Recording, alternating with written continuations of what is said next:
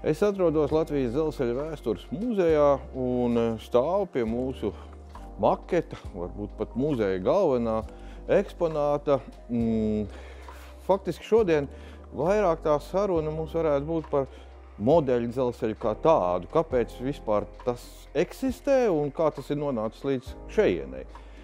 Proti, stāsts par modeļu dzelzceļu laikam ir ļoti interesants, jo īsti nav zināms, kas tur bija pirmais, vista vai ola, vai tvaika lokomotīva, kas savu darbu darīja, lai vilktu vagonus, vai arī modelī tvaika lokomotīvu, jo tur nav saglabājušās precīzas liecības par to.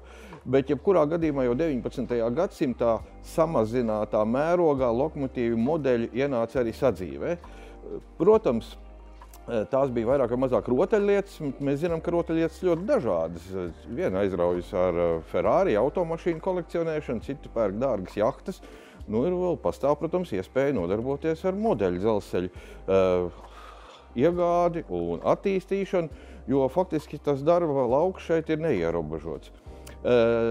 Pagājušā gadsimta 30. gados modeļu dzelzceļš kļuva plašāk pieejams plašākai sabiedrībai, jo to uzsāka ražot sērija veidā, galvenokārt ritošo sastāvu un elementāru sliežu komplektus. Un daudz arī manas ģimenes rīcībā šādi te izklaides rotaļu dzelzceļi bija.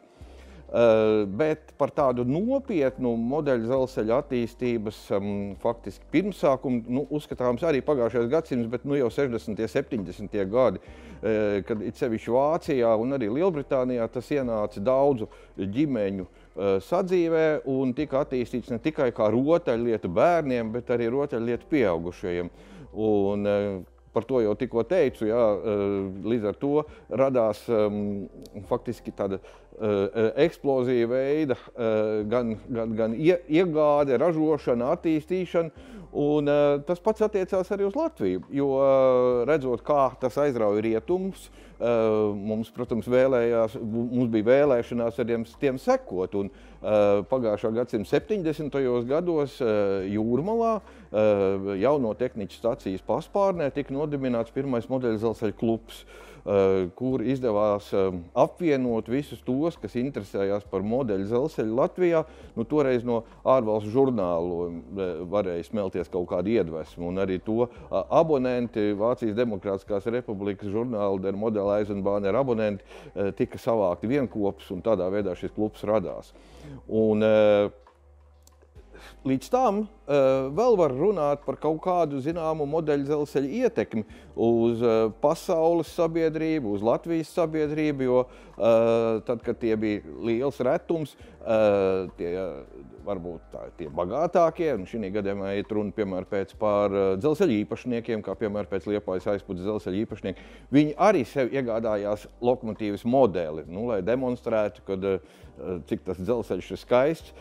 Tādā veidā arī mūsdienās, protams, modeļu dzelzceļš ir tas, kas vislabāk parāda tā dzelzceļa būtību, skaistumu, romantisko aspektu. Un tādējādi modeļu dzelzceļš ir nonācis līdz mūsdienām, un tieši pateicoties jauno tehniķu stacijai Dubultos ir arī radies šis te makets, bet par to pastāstīšu kādu citu reizi.